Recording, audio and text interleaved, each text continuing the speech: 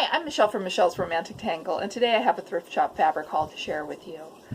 I built most of my fabric stash from thrift store scrap bags when my grandmother still owned her antique mall, and I got the idea a long time ago that it would be great to find a bag and open it here on the YouTube channel and show you what I'm looking for. It's taken me a ridiculous amount of time to find a bag that was reasonably priced and that had enough fabric in it that I wanted to purchase it. I do have a lot of fabric, so these days I'm a lot more selective, but still it's kind of ridiculous. So I found this bag when I was thrifting with my daughter at Red, White, and Blue a few months ago.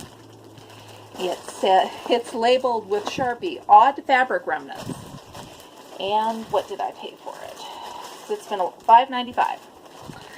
Back in Grandma's day, she would have got the 50% off senior discount, and it would have been $3. But I'm on my own these days for that. So the first thing that I look at when I'm buying thrift shop fabric bags is you kind of look on the edges and determine what the fabric actually is. I'm making quilts, so I am looking for quilting cotton. I'm, especially with thrift store fabric, not nitpicky about whether it is 100% cotton or a poly blend. But if something has a lot of corduroy or a lot of fake fur or things that very definitely, obviously, through the bag are not quilting cotton, then it's not what I'm personally looking for. For someone who makes doll clothes or stuffies or anything else, they're not going to be as particular about that. So I'm just going to go through and see what was in here. I don't know what it's heavy. Not quite canvas, but definitely upholstery fabric, I guess. Not suitable for quilts. I bet I could stitch on it. Almost a heavy, what they use for some of the kitchen towels, so it's not a waste. Oh my. This is the one piece in here I saw that wasn't quilting cotton, and I don't know if you can see. It is sparkly, stretchy snakeskin in turquoise blue. My daughter is a cosplayer, and she has friends who are cosplayers, so I'm just going to give that to her, and either she will know someone who can use it for something, or it can go back to Goodwill. For a tiny fraction of $6, it doesn't matter. I am really a traditional scrap quilter, so these old calicos are actually what I am actively looking for to use in my quilts. And I could see cats or dogs, I'm not sure. I could see through the bag that there were enough of them to justify the purchase price. Helps if I show you the right side of the fabric, doesn't it?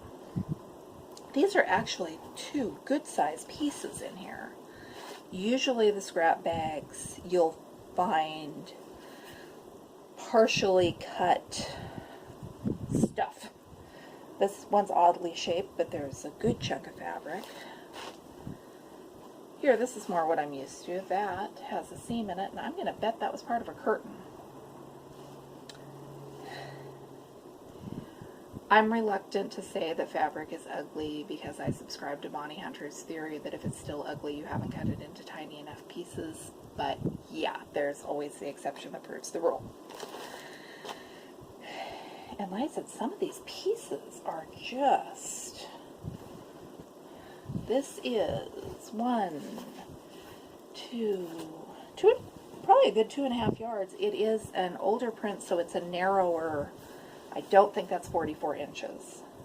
It might surprise me. And honestly, it doesn't, for my purposes, matter if it's 44 inches unless I'm trying to eyeball it for backing.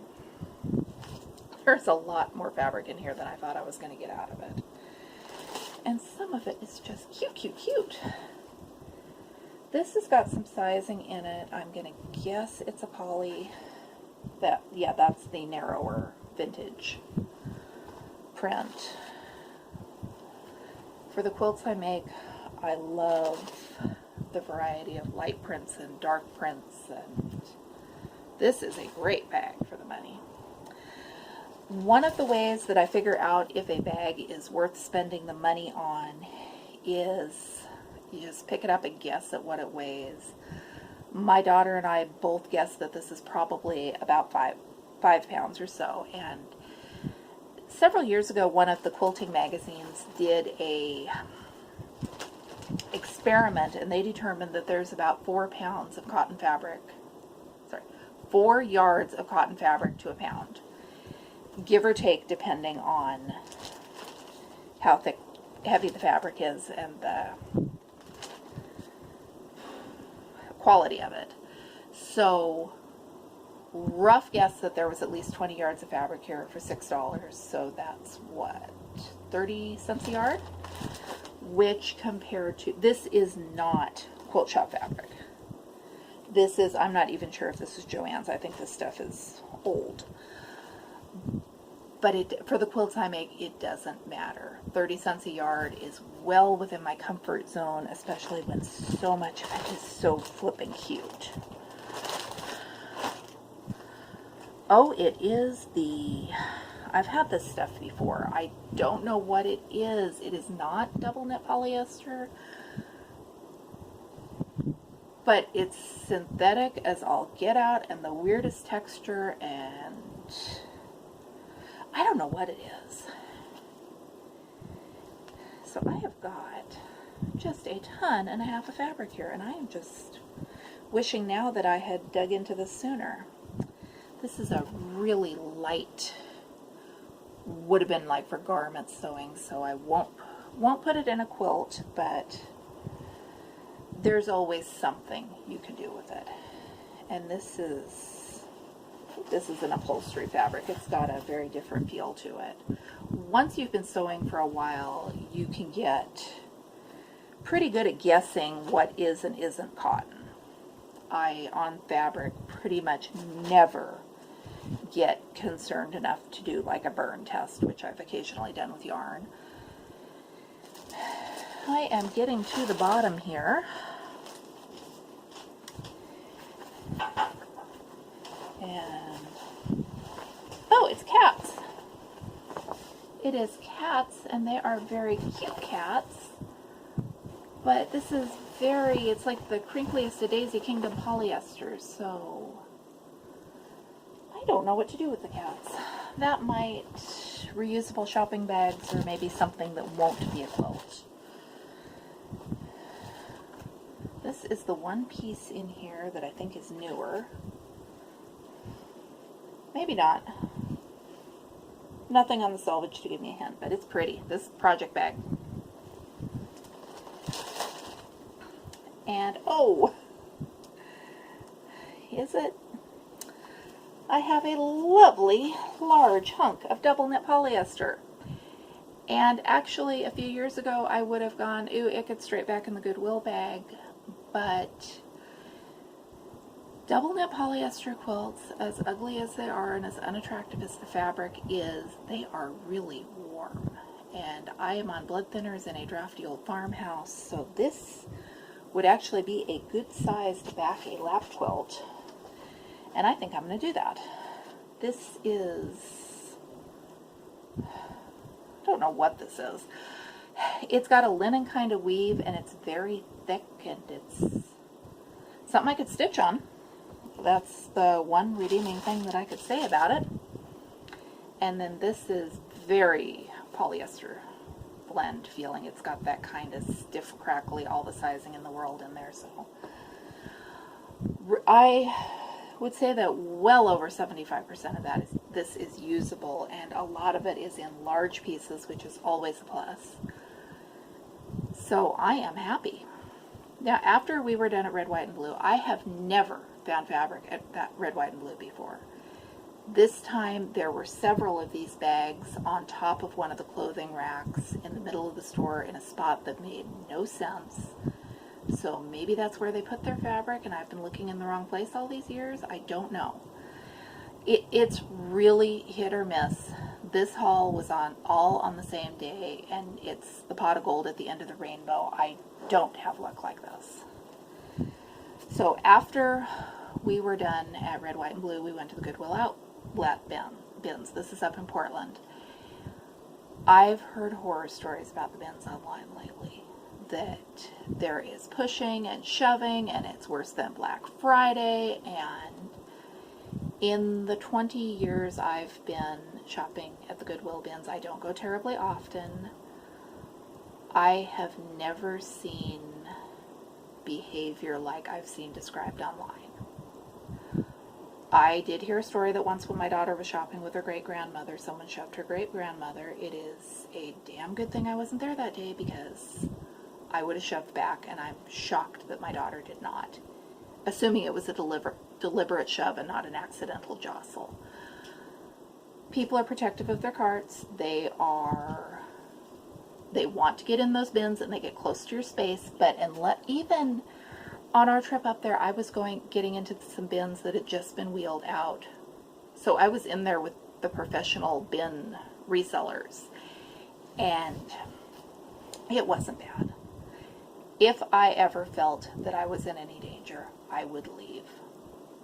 I'm not. All my years of Black Friday, all my years of the Goodwill bins, I have never felt in danger. And if it was bad, I wouldn't stay. So the Goodwill bins are not the place I would go expecting to find what I'm about to show you here. I go there looking for old shirts to cut up for quilts, or sheets, or clothing, which is what we were looking for that day.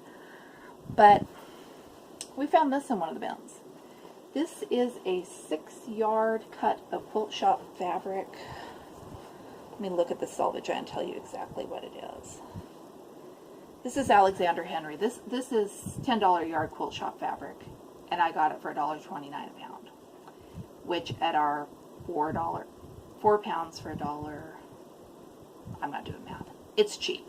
Well, less than 50 cents a pound. After I found that one, I found this one. This is about 3 yards, and it's Moda. And this stuff is pristine. There is nothing wrong with it. It does not smell. It does not have anything on it.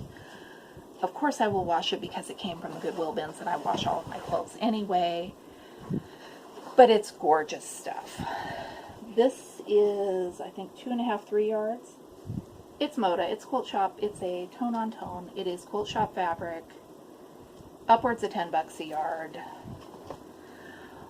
All of this was strewn about in a bin with a bunch of random baby clothes.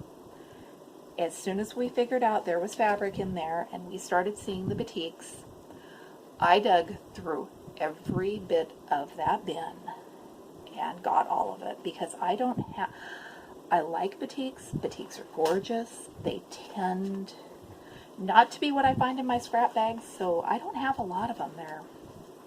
Not what I typically think of in my budget, but I just kept finding more and more.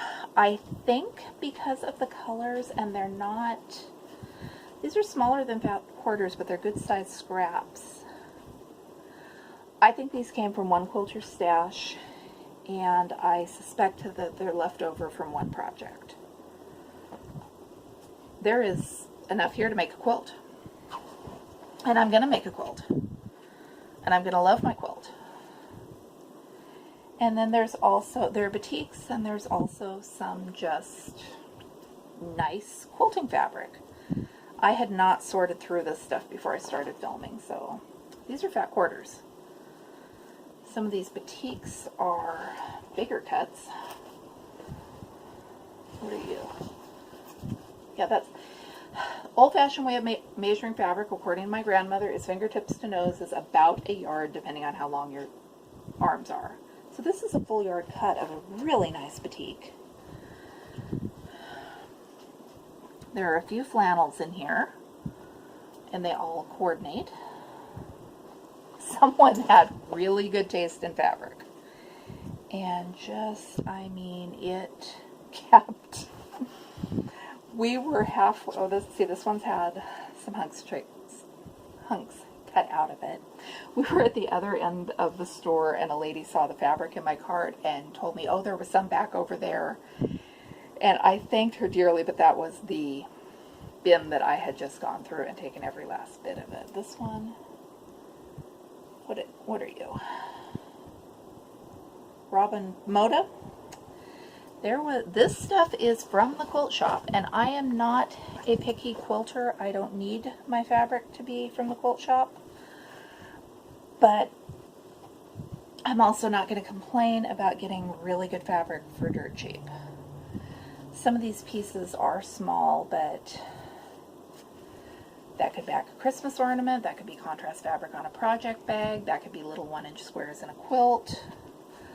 I was not being picky. The way the Goodwill bins work, they're priced by the pound, and the first 25 pounds are $2 something a pound, and once you hit 25 pounds, it drops to $1.29 a pound. So there is this limbo where if you actually put more crap in your cart, you wind up spending less money, and then you can turn around and donate it right back. So I wound up not sorting through the fabric. Got a batik with pine cones. I really like this one. And like I said, I mean, it just... This is like instant fabric stash here. All these batiks, and they are, I think this is the same as that other one I showed you a few minutes ago. There's so many greens. I am going to find a pattern, and I'm going to make myself a green batik quilt. If it's not a green and purple batik quilt. And there's more of that coordinating flannel. The neat thing about buying fabric in the scrap bags, and it worked out this way on this one too, a lot of this stuff coordinates. It's not just totally random stuff. What are you? This is Robert Kaufman. It's another quilt shop brand. More batiks. There are very few pieces in this pile. I think this one might be a craft store fabric, and it's a glitzy Christmas print that if I had to put some back, that would have gone back, but that wasn't the way this trip worked out. So this is just a nice tone-on-tone light solid. More flannel, more flannel. More random little bits.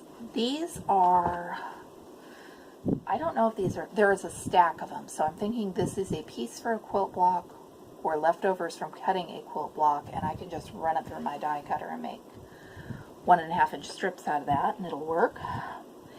But a lot of the bags I get have these oddly cut pieces, so when you're figuring how much yardage you think you're getting, be aware that somebody could have fussy cut stuff out of the middle, or there is, you can see the edges and you can make a guess and you'll probably get lucky, but sometimes you will find big hunks cut out of the middle, or that the whole thing has fusible interfacing on the back.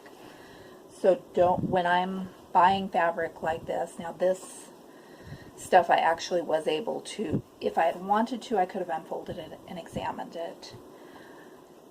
So if I'm buying more flannel, if I'm buying fabric like this, I am not paying close to new fabric prices or clearance new fabric prices, because I just can't justify that for fabric that I pulled out of the Goodwill bins, or that it's an estate sale after it's been in someone's attic for years. It doesn't make sense to me.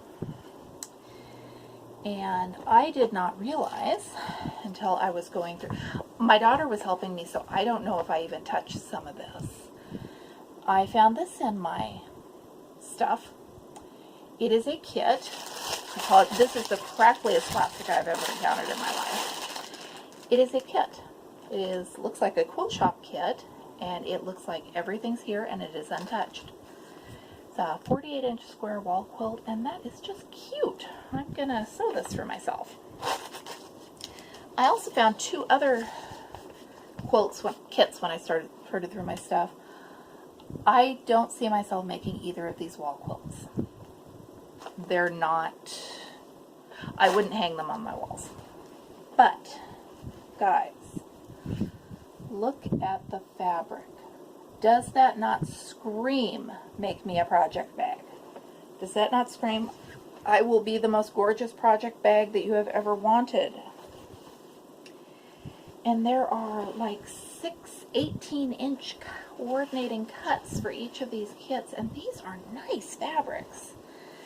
This is, once again, this is quilt shop stuff. This is not cheap fabric.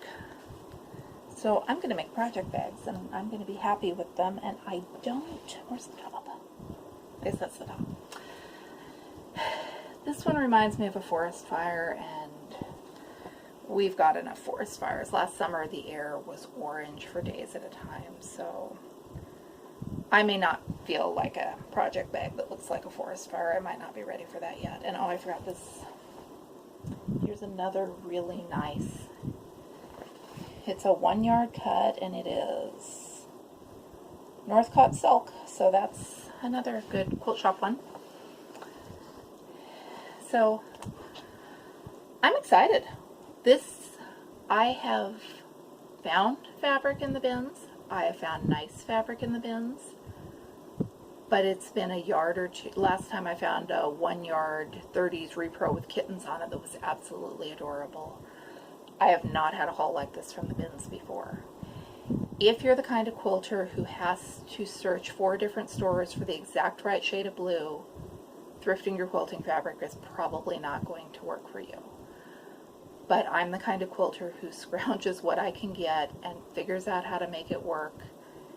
And so this is my idea of a tremendously wonderful windfall.